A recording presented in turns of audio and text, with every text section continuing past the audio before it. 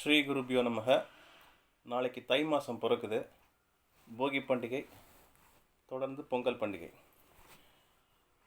மார்கழி முடிஞ்சு தை மாதம். இந்த சமயத்தில் எனக்கு தெரிஞ்ச ஒரு சின்ன information I want to share with you.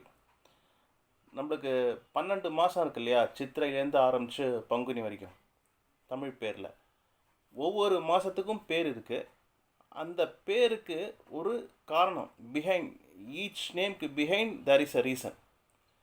அது என்னன்னு சொல்லிட்டு நம்ம இன்றைக்கி தெரிஞ்சுக்கலாம்.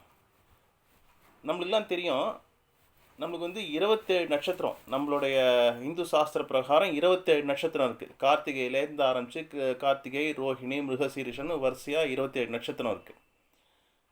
இந்த 27 நட்சத்திரத்துக்கும் இந்த 12 மாதங்களுடைய பேருக்கும் தேர் இஸ் அ லிங்க். அது எப்படின்னா, ஒவ்வொரு மாதம் பிறக்கிற போதும் நம்மளுக்கு தெரியும் ஒவ்வொரு மாதமும் பௌர்ணமி வருது. அந்த மாதத்தில் பௌர்ணமியை ஒட்டி எந்த நட்சத்திரம் மெஜாரிட்டியாக வருதோ அந்த நட்சத்திரத்தோட பேரை ஒட்டினா மாதிரி தான் அந்த மாதத்தோட பேர் இருக்கும்.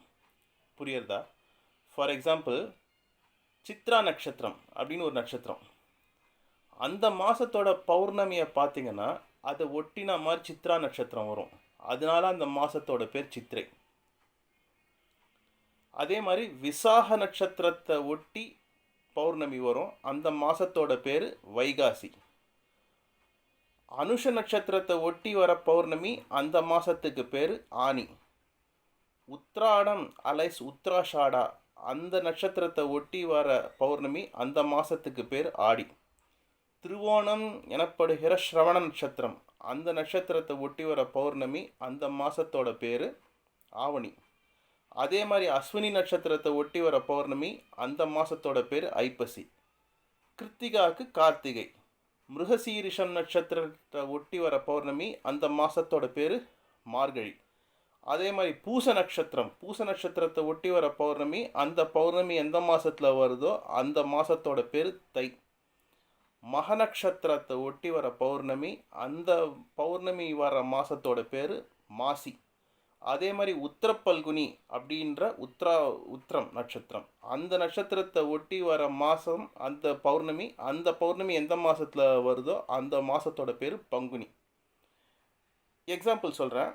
இப்போது நாளைக்கு வந்து தை மாதம் பிறக்க போகிறது.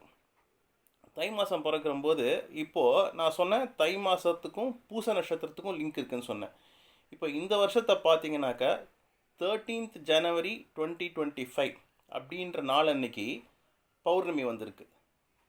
பூச நட்சத்திரம் என்றைக்கு வருது அப்படின்னா 15th January 2025 பக்கத்தில் ஒட்டி வருதா. இது every year this will happen. அதே மாதிரி பங்குனி எடுத்துக்கலாம். இந்த வருஷம் பங்குனின்றது 15th March 2025 அன்றைக்கி பிறக்கிறது பங்குனி மாதம். அன்றைக்கி தான் உத்திரப்பல்குனி நட்சத்திரம் வருது. பௌர்ணமி என்றைக்கு வருது? 14th March 2025 பிஃபோர் டேட் பௌர்ணமி வருது. அந்த பௌர்ணமியை ஒட்டி அடுத்த நாள் உத்திரப்பல்குனி நட்சத்திரம், அதாவது உத்திரம் நட்சத்திரம் வருது. அதனால் அந்த மாதத்தோட பேர் பங்குனி. இது வந்து this will happen every year for all the 12 months. This is really amazing. ஒரு astronomical science is there behind this. We should all know this, friends. Okay, wish you all a very happy Bogi and Pongal. Thank you.